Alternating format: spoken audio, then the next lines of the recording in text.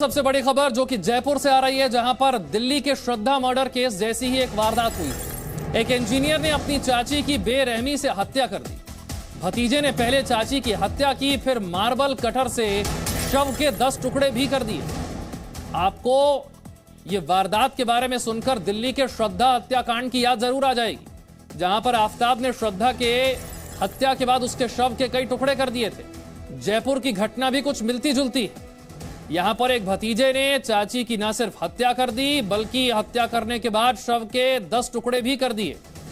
जिनकी हत्या की गई उनकी तस्वीर आपके सामने, और जो आरोपी है पुलिस के साथ, वो भी आपको दूसरी तस्वीर में नजर आ रहा है।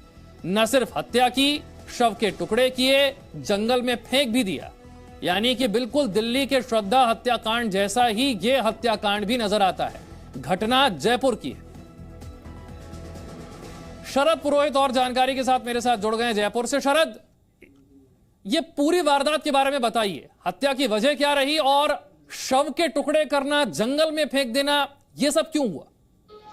देखिए, विद्याधर नगर इलाके का पूरा मामला है, जहां पर ये अनुज नाम का जो शख्स है अपनी ताई के साथ में घर में अकेले मौजूद था। जो सरोज है उसको इसने कहा था कि वो दिल्ली जाना चाहता है, एक सत्संग के कार्यक्रम में जाना चाहता है, लेकिन उस दौरान जब उसको रोका गया, टोका गया ताई की ओर से, तो फिर बाद में जब किचन में काम कर रही थी उसकी ताई सरोज, तो पीछे से वो व्यक्ति जाता है, हथौड़े से उनके सिर पर वार करता है, उनकी वहीं पर हत्या कर देता है। उसके बाद में अनुज उनके शव को घसीटते हुए बाथरूम में ले जाता है और वहां पर रख देता है। उसके बाद में वो घर में जो चाकू होता है उससे काटने की कोशिश करता है, शव को नहीं कटता, तो उसके बाद में बाजार जाता है और मार्बल कटर, जो मार्बल को काटने के लिए जो ग्राइंडर होता है, वो लेकर के घर पे आता है और उसके बाद में शव को काटता है, 10 टुकड़े उसके करता है और दिल्ली सिक्कर जो रोड है उसमें अलग अलग जगहों पर जंगल में ले जाकर के शव के टुकड़े 3 जगहों पर वो जो अनुज है वो फेंक देता है। उसके बाद में वो अपनी जो कजन सिस्टर है उसको फोन करता है और करके बताता है कि जो उसकी ताई है वो घर से बाहर गई थी, गाय को खाना खिलाने के लिए घर पे नहीं लौटी, लापता है। उसके बाद से 12 तारीख की ये फोन उसकी ओर से किया जाता है,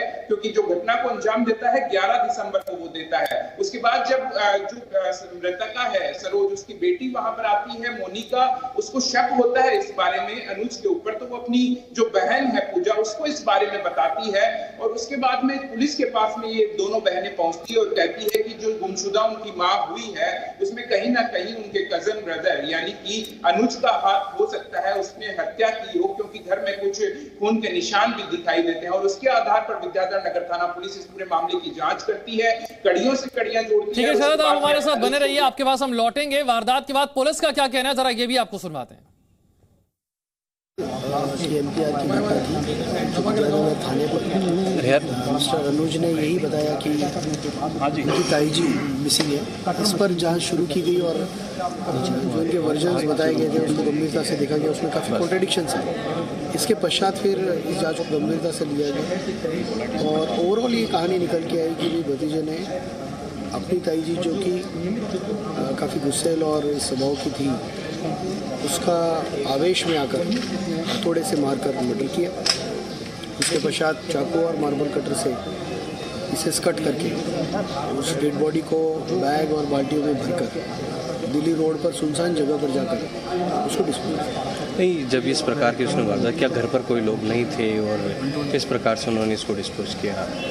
जब घटना के वक्त केवल आरोपी और मृतका ही घर पर थे, बाकी जो रिलेटिव्स हैं वो अन्य काम से बाहर हैं।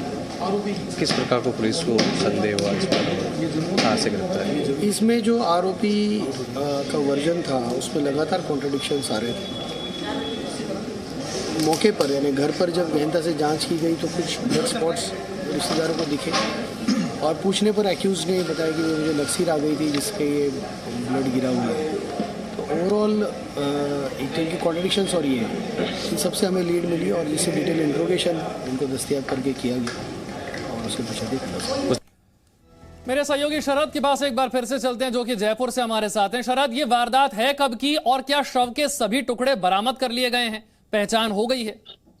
देखिए, पूरी वारदात 11 दिसंबर की है, लेकिन उसके बाद में जो अनुज है, जो हत्यारा है इस पूरी घटना में, 12 दिसंबर को वो अपनी कजन सिस्टर को फोन करके इस बारे में जानकारी देता है कि गुमशुदगी हुई है। उसकी जो ताई है वो घर से बाहर गई लेकिन वापस नहीं लौटी। उसके बाद में उसकी बहनें जब यहाँ आ जाती है तो 15 तारीख को गुमशुदगी दर्ज करवाई जाती है और उसके बाद में फिर उनको जब शक होता है तब जाकर के वो अनुज के ऊपर ही कहीं ना कहीं इशारा करती है कि हो सकता है इसने ये हत्या की हो। उसके बाद में पुलिस जैसे ही इस बारे में जानकारी मिलती है अनुज से भी पूछताछ करती है और वो कबूल भी इस बात को कर लेता है और उसके निशानदेही पर फिर पुलिस ने शव के टुकड़े भी जंगलों में जाकर जहां इसने फेंके हैं वहां से बरामद भी किए हैं। लेकिन इसमें कई जो जानवर हैं उन्होंने काफी, कहा जा सकता है कि शत प्रतिशत टुकड़ों को कर दिया, लेकिन फिर भी पुलिस ने जो हड्डियां हैं वो बरामद करके लाई है, साक्ष्य के तौर पर लाई है। जिस कटर से मारा गया था, हत्या की गई थी, ग्राइंडर, उसको भी यहाँ पर पुलिस ने बरामद कर लिया है, जब्त करके साक्ष्य के तौर पर रख लिया है। अनुज जो है उसको गिरफ्तार करके अब पुलिस आगे की पूछताछ कर रही है कि आखिर